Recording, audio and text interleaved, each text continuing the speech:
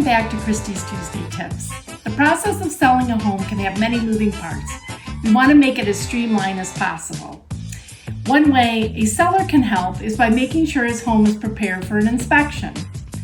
I'll give you a few tips today that I feel make the process much smoother.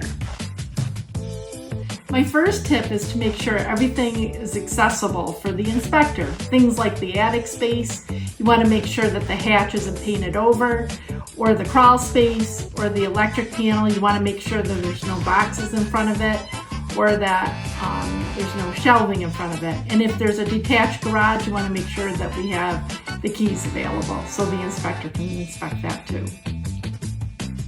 My second tip is you want to make sure that all the utilities are on.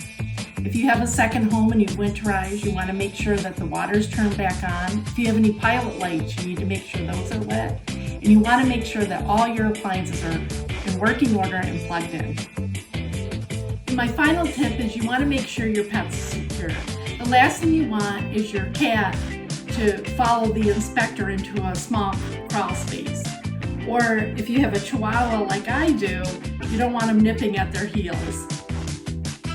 All these tips should help make an inspection much smoother. Stay tuned next week for Christy's Tuesday Tips.